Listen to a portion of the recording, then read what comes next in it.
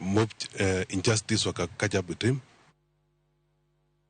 Jodolo, josiasa kaachiel kod obila kawuono noyuoro nyasi mar alam makende manobagi e kachung' bura ma Changamwe Mombasa ma lamone piny Kenya.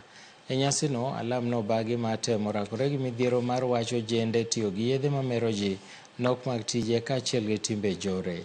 Alamno bende geto kelo kanyakla jotelo duto siasa mondo joket thenge pogruok mag siasa kendo girit Kenya kanyakla. Moko kuom jotelo manoyuoro nyasino gin spika mag kaunti ma Mombasa, seneta ma Mombasa kaachiel MCS mawuok e kuonde mopogore Mombasa. Tunasisitiza amani, tunasisitiza usalama na pia tunajaribu kuomba ili Mungu asaidie hawa vijana wetu na wote ambao wako eneo hili ambao wanatumia madawa.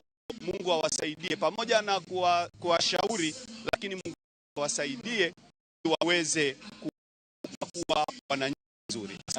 Mambo ya tumeweza kukaa vijana wakaongea na wale ambao wamepeleka meditation na sana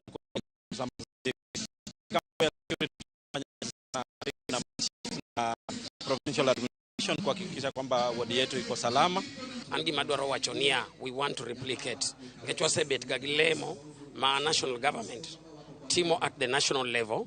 Waneno ni ber kwa nyalo kele mashinani kae ward kae kwa lamo Nyasaye. Kech kwa lamo Nyasaye to kila gimoro beta sawa sawa. Piny osebedo matek to bing'eni ng'ama paro mondo ket joge e lwet Nyasaye en gima ber kabisa, nikech koro wang'eyo ni oparowa kamoro amora. Kok onyal chopo ne ng'ato, lakini olemo ne ng'ata manie Changamwe ward mondo Nyasaye odhi opargi to winj ywak manie chunygi.